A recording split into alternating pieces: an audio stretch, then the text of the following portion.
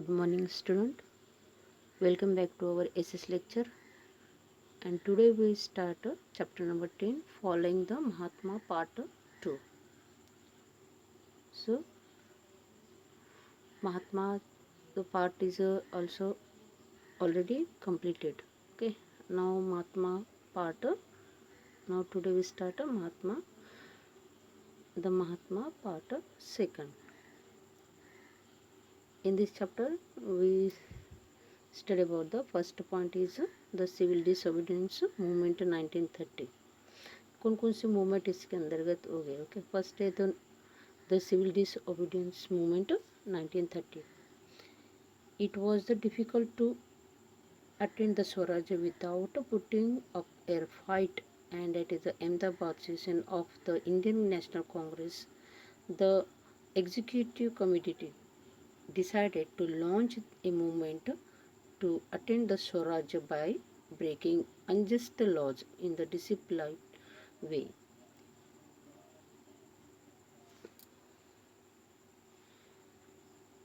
It authorized Gandhiji to launch the civil disobedience movement. इस तरह से जो स्वराज्य मूवमेंट यानी जो अहमदाबाद में जो नेशनल कांग्रेस था इसके अंतर्गत उन्होंने लॉन्च किया मूवमेंट से स्वराज्य लॉज ब्रेकिंग के लिए उन्होंने फिर इस तरह से महात्मा गांधी ने से सिविल डिसोबीडियंस मूवमेंट का उनको अथॉराइज दिया गया. इसके अंतर्गत जो फर्स्ट दांडी मार्च का हुआ 1930. The civil disobedience movement started with the breaking of the unjust salt law. इसका पहला जो मूवमेंट स्टार्ट हो गया वो किससे स्टार्ट हो गया? दांडी मार्च और the breaking of salt law. The British government had the monopolize the production and trade of salt for a British government and the English merchants. Only salt was the made of the tax by the commodity, with Gandhiji and other nationalism felt was very unjust. Gandhiji announced in the year 1930 that he would be carry out a march up to Dandi near Surat to break the salt law. इस तरह से इन्होंने जो salt law को तोड़ने के लिए यानी जो टैक्सेस लगाया था उसको तोड़ने के लिए उन्होंने इस तरह से दांडी मार्च उन्होंने स्टार्ट किया. और दांडी मार्च उन्होंने अनाउंस किया 1930 को. और ये दांडी मार्च कहाँ तक करने वाले थे? सूरत के पास.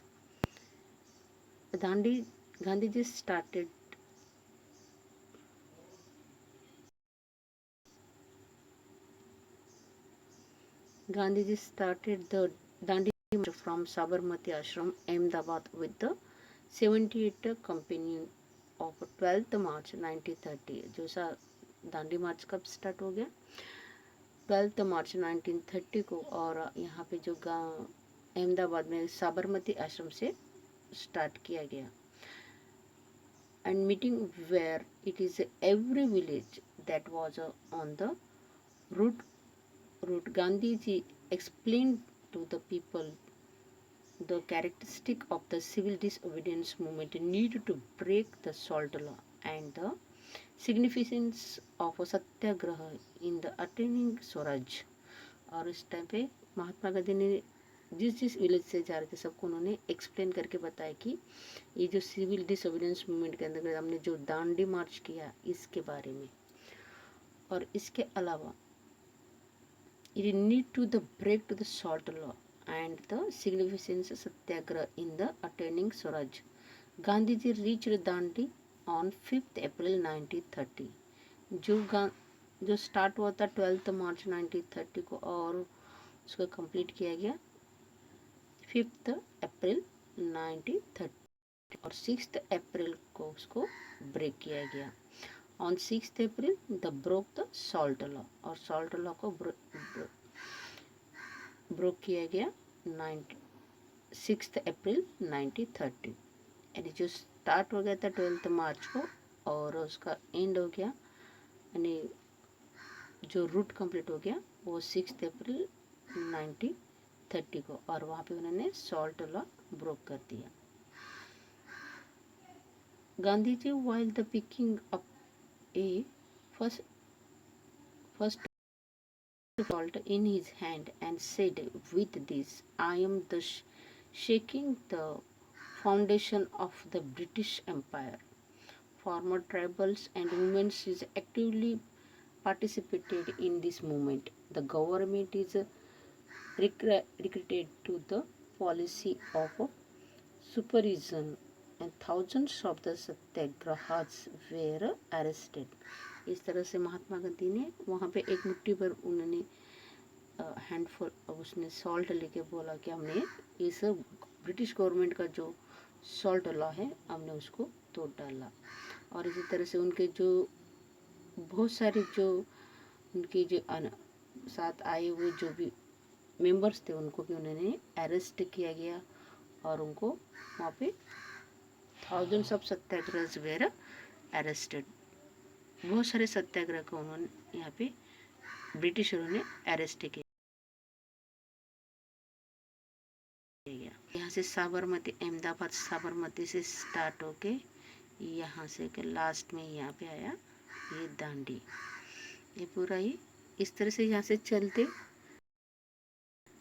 30 को यहाँ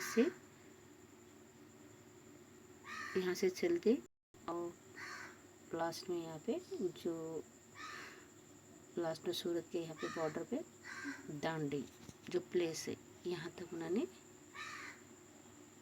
सब लोग चल के यहाँ तक आ गए। 5 अप्रैल 1930।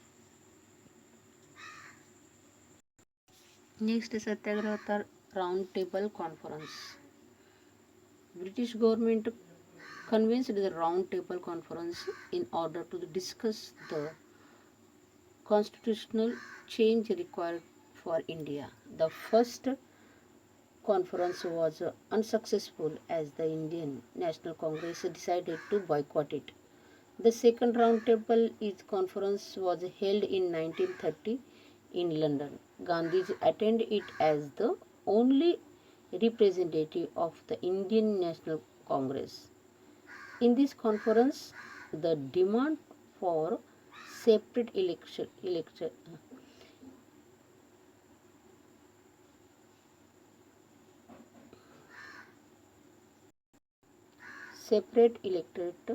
for the Dalit and for the different community was made. Gandhiji was disappointed with the scenes in the world of segment in India. Leader of the various communities did not agree and hence the conference failed. और इस round table के अंदर first किसके लिए किया गया, यहाँ पे जो कॉन्स्टिट्यूशन में चेंजेस करने के लिए इसको इस कॉन्फ्रेंस को रखा गया। लेकिन ये first conference was failed, unsuccessful, क्योंकि उसके अंदर कोई पार्टिसिपेट नहीं किया। इंडियन नेशनल कांग्रेस के कोई उन्होंने बॉयकॉट करने के लिए सोचा कि उसको कोई उसको यानी विरोध करने का उन्होंने कर दे, और इसके लिए उन्होंने कोई भी इसके अंदर अटेंड नहीं किया। और ये कब हो गया 1931 को। दूसरा जो 1931 को जो लंदन में हो गया सेकंड कॉन्फ्रेंस, महात्मा गांधी जी वहाँ पे खाली अटेंड किया, लेकिन उनको वहाँ पे उन्होंने नेशनल कांग्रेस की तरफ से उन्होंने लीडर की तरफ से उन्होंने रिप्रेजेंट किया, लेकिन वहाँ पे वो उसके अंदर इंस्पेक्शन नहीं थे, यानी वो उस जो भी उन्होंने किया कॉन्स्टिट्यूशन उसके अंदर को तो उन्होंने उनको सेटिस्फेक्शन नहीं था। और उन्होंने उनकी मांग किया कि दलितों के लिए एक अलग सा होना चाहिए, लेकिन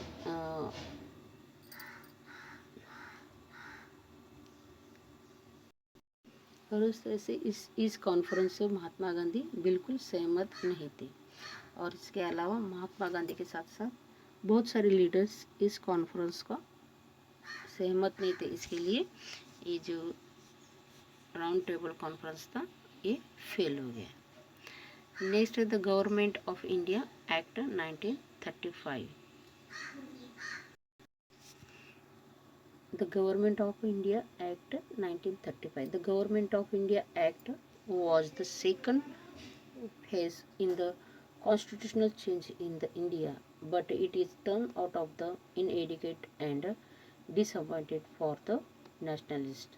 According to Dr. Rajendra Prasad, the degree of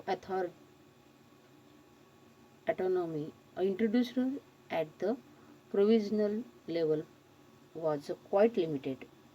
The provisional governors retained important reserve powers, and the British authorities also retain of the right to suspense of the responsible government.